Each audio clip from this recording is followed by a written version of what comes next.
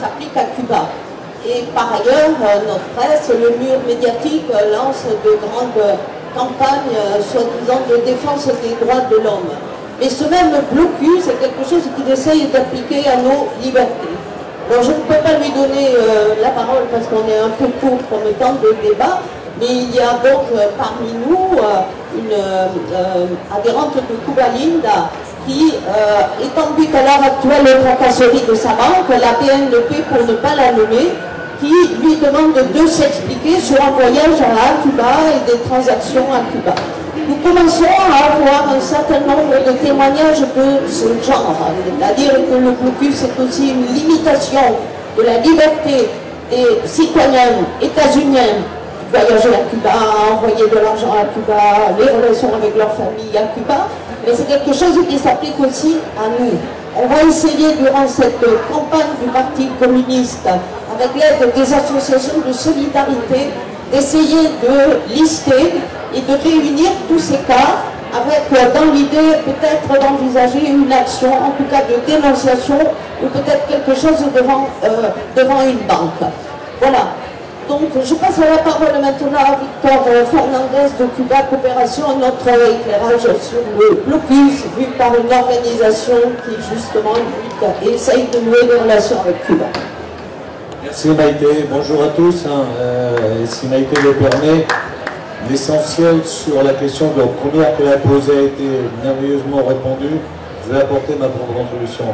Mais en première, permettez-moi de dire, quand on écoute la clarté, la combativité de l'intervention de nos amis cubains, on peut comprendre la capacité du peuple héroïque de Cuba à résister de toutes ces politiques criminelles pour défendre son régime social, et je crois que ça mérite de le souligner.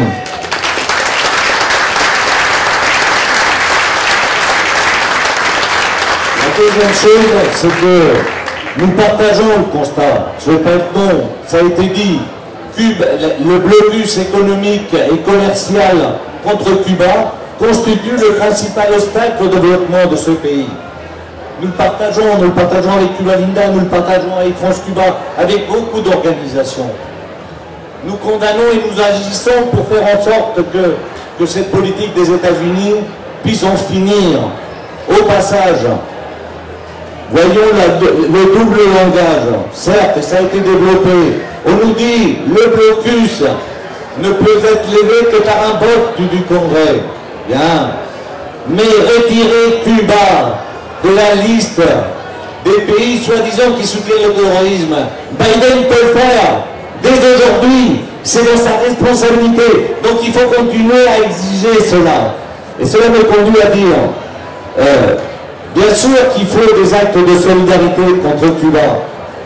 Bien sûr qu'il faut que cette solidarité soit au niveau international.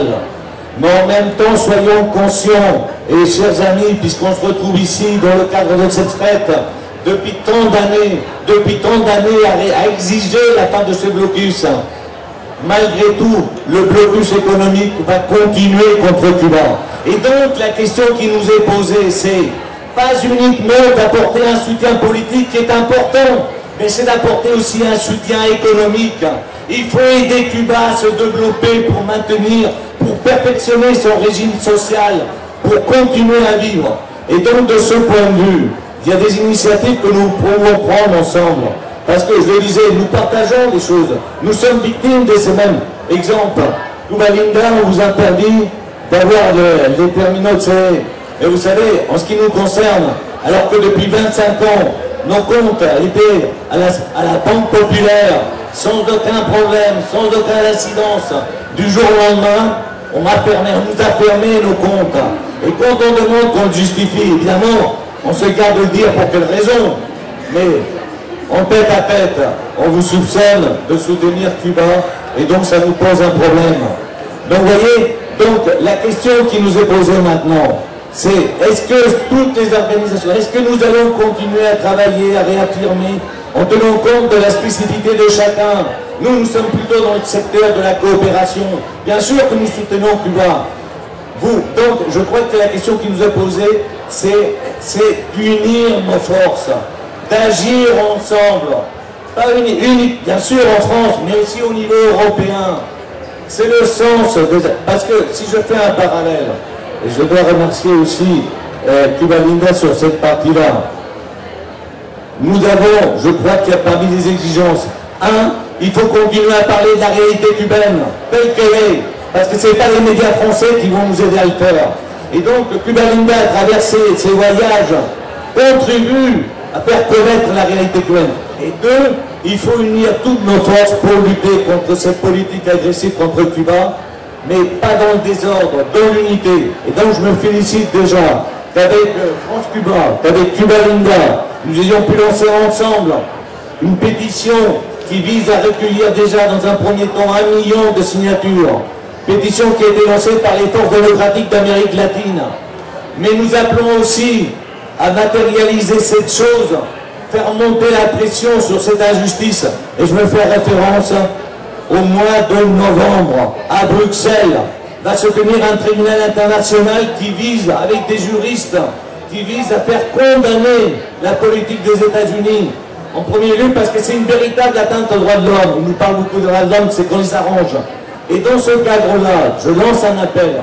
Nous avons besoin, la victime c'est Cuba. Nous avons besoin que dans l'acte d'accusation, nous ayons toute une série d'exemples très précis de comment cette politique américaine sanctionne Cuba, mais sanctionne aussi différents pays. Et donc, nous appelons à faire en sorte que ceux qui ont été victimes, ceux dont leur banque refuse d'envoyer de l'argent à Cuba ou de soutenir des projets, qui nous le fassent savoir, ceux qui se sont vus refuser l'achat de matériel pour aller à Cuba. Nous avons besoin de nous retrouver devant ce tribunal international avec un maximum de preuves qui prouvent la réalité. Parce que c'est trop facile quand on parle, pour certains d'ailleurs, même y compris parfois des amis qui ont plutôt une sensibilité de gauche, on s'imagine que le blocus est fini depuis qu'Obama est allé. Non, non, ça persiste. Et donc je crois que ça c'est fondamental. Et donc il faut qu'ensemble on élève cette capacité qu'on a à pouvoir porter cette campagne et venir en aide à la fois à Cuba, mais à construire des véritables projets économiques avec eux. Et dans ce cadre-là, en ce qui nous concerne, nous n'excluons personne. Nous prenons toutes les bonnes volontés. Je me réfère bien sûr à des collectivités locales qui nous soutiennent à travers la coopération décentralisée. Mais nous n'excluons pas le monde empresarial. Parce qu'aujourd'hui, Cuba, ce qu'il a besoin, vous savez qu'on nous construit des projets à Cuba, c'est des petites gouttes de sable qui amènent une amélioration spontanée. Mais Cuba a besoin de résoudre à long terme cette question économique. Et donc, il y a aussi des personnes qui ne partagent pas forcément nos convictions politiques, mais qui sont prêts à s'engager dans ce combat. Donc voilà, je ne vais pas être plus long. Merci à Cuba Linda de nous avoir invités. Et je vous appelle vraiment ensemble, Cuba vive, Cuba lucha, Cuba vencerá.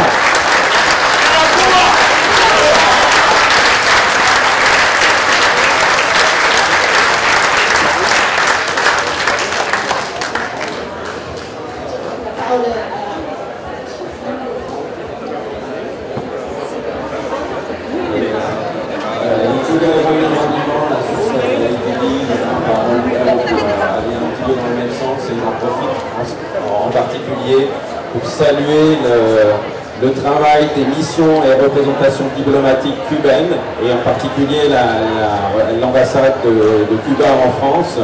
Il y avait il y a quelques jours un hommage qui a été rendu à un jeune diplomate cubain assassiné en 1980 à New York, qui s'appelle Félix Garcia. Mais comme le disait Rolando, c'est un représentant de mission diplomatique qui effectivement a été victime d'actes terroristes. Et il y a malheureusement beaucoup de missions diplomatiques dans le monde, en particulier aussi en Amérique latine, qui ont été ciblées depuis le début de la Révolution. Donc je tiens à rendre hommage au travail qui est réalisé par l'ambassade du Cuba et avec qui on travaille avec l'ensemble des organisations de solidarité. Victor aussi mentionnait Orlando Bosch et José Carriles, qui sont deux terroristes qui ont été soutenus à la fois politiquement et financièrement par le gouvernement des États-Unis. Et je vous conseille de regarder un documentaire qui a été réalisé récemment par Hernando Carlos Espina qui s'appelle « La fabrique de la haine ». Et dans une interview que donnait ce terroriste de Miami qui n'a jamais été inquiété, par rapport à un attentat qui a eu lieu effectivement dans un hôtel à La Havane, ou qui a fait notamment une victime d'un touriste italien, et il déclarait: ce touriste malheureusement était au mauvais endroit au mauvais moment. Et ça traduit bien, comme le disait aussi Victor par rapport aux enfants irakiens victimes de la guerre menée par les États-Unis, le contexte et le terrorisme d'État mené par les États-Unis. Sur la France-Cuba est avant tout une association de solidarité politique, donc on intervient également sur les réseaux sociaux et sur les actes terroristes qui ont été commis contre des représentations diplomatiques. Il y en a deux récentes, puisqu'il y a eu un individu qui a mitraillé la façade de l'ambassade de Cuba à Washington, qui d'ailleurs n'a jamais été inquiété. Et malheureusement, il y a eu un acte terroriste contre l'ambassade de France à Paris, avec un lancement de cocktail Molotov, et des personnes qui ont ensuite été identifiées et condamnées par la justice française, qui est un cas un petit peu exceptionnel. Mais malheureusement, effectivement, c'est important aussi la lutte sur les réseaux sociaux, comme le disait Orlando, puisqu'il y a des individus, et notamment c'est le cas de M. Matt Shover, qui réside en France depuis un certain nombre d'années, et qui a soutenu tacitement, en fait, cet acte des cocktails Molotov qui ont été lancés sur l'ambassade de France. Donc c'est important aussi d'être présent et, comme le disait Victor, aussi de faire connaître la réalité cubaine et de combattre la désinformation qui est présente sur l'ensemble des grands médias. Maintenant, sur la question de la solidarité, l'ensemble des organisations ici qui sont réunies ont participé à la campagne des seringues, qui ont permis d'envoyer des seringues à Cuba pour que Cuba puisse vacciner l'ensemble de sa population au moment de la pandémie de la Covid. Donc, comme Victor l'a annoncé aussi, il y a d'autres actions qui sont soit plus politiques ou plus matérielles, et des actions de coopération également. Donc il y a cette pétition sur laquelle nous sommes engagés avec l'ensemble des organisations. Et dans le cas plus spécifique de France-Cuba, on a depuis la période de la Covid, à l'instar de ce qui a été initié par un certain nombre d'organisations de résidents cubains en Europe, organisé de l'acheminement, parce qu'on a appelé des valises solidaires, à ce jour, plus de 300 kilos de matériel et d'équipements médicaux qui ont été acheminés à La Havane par des militants, par des gens associés à l'association, à des organisations de solidarité, et qui ont amené du matériel médical.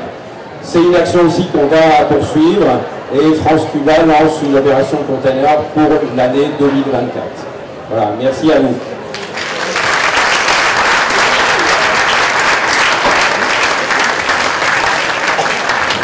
Bien, je pense qu'on a fait le tour de la question en 1 heure. On n'a pas le temps de vous donner la parole, hélas, mais bon, on pourra continuer à discuter autour du sport de Cuba Linda.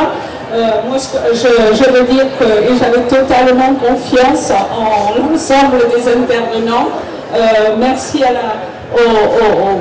nos amis cubains d'avoir en quelques mots expliqué à la fois la difficulté que leur pose le blocus et ses actions terroristes, et à la fois la détermination du peuple cubain à vaincre et à faire triompher le chemin qu'ils ont choisi, leur chemin révolutionnaire. Et puis merci bien sûr à Victor, aux deux Victor et à Fabrice de nous avoir expliqué, enfin d'avoir approfondi comment se manifester, de se manifester à la fois les actions terroristes des États-Unis, qui oui sont terroristes au sens premier, c'est-à-dire les guerres, les bombardements, les financements de terroristes, les actions subversives, et surtout le terrorisme médiatique actuel, qui permet le reste d'avancer. En ce moment, il y a beaucoup d'espoir. Mais en ce moment, il y a beaucoup d'espoir. Ça va être dur, mais ça va surtout être dur dans nos pays parce que nos gouvernements sont trop alignés sur les États-Unis, quitte à sacrifier leur propre pays et leur propre peuple. Mais il y a beaucoup d'espoir parce qu'en ce moment, à La Havane, il y a le G77 plus Chine. C'est-à-dire qu'aujourd'hui, à La Havane, Cuba, qui est président du G77 plus Chine, est à la tête, reçoit 134 pays. Et symboliquement, c'est très très fort. Ça veut dire que Cuba est le porte-parole des pays du Sud, des pays qui souffrent l'impérialisme, des pays qui souffrent du colonialisme depuis des années et des années. Les BRICS sont soulevés, se sont agrandis. Aujourd'hui, les BRICS, ils ont pris des décisions qui vont faire que très rapidement le dollar va perdre totalement. Et que va donner le blocus financier quand le dollar n'aura plus la même puissance? Voilà.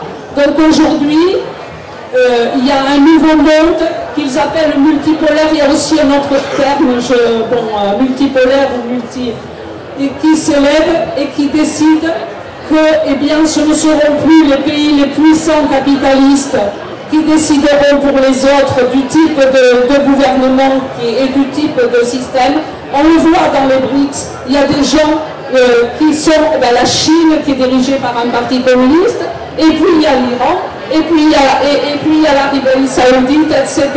et qui ont décidé qu'on allait traiter entre les pays d'égal à égal, que personne n'imposerait un gouvernement ou un système à un autre. Et ça, c'est beaucoup d'espoir.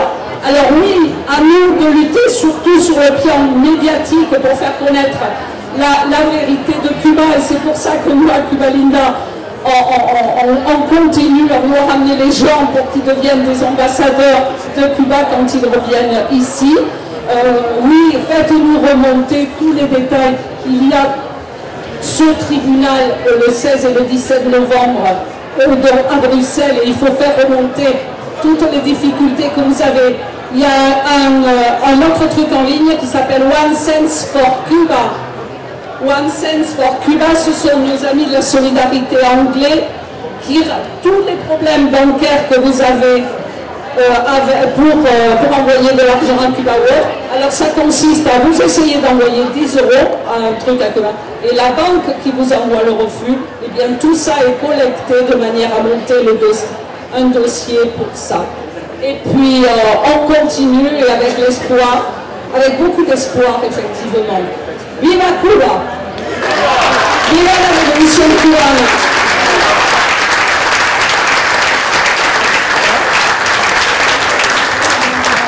Bien, pour terminer, je démarrer un débat comme ça. On a des voyages pour aller voir la réalité cubaine. Le slogan de Cuba Linda, c'est Cuba ne se raconte pas, Cuba sévit. Parce qu'on peut toujours vous raconter notre voyage, nos voyages, mais il faut y aller, il faut aller partager avec le peuple cubain surtout. Une petite expo de 4 affiches là-bas qui sont un petit peu sur les actes de terrorisme des États-Unis sur Cuba. Donc si vous voulez, voilà. Je vous remercie d'être venu. À l'année prochaine. Bienvenue là pour discuter avec vous. Merci à tous. On a aussi sur le stand un livre qui date un petit peu, mais qui est réalisé par Alejandro Castro Espín, qui est le fils de Raúl y Dirma Castro, et donc qui est sur le terrorisme des États-Unis à Cuba, qui s'appelle États-Unis, le prix du pouvoir, à Cuba et ailleurs. Merci.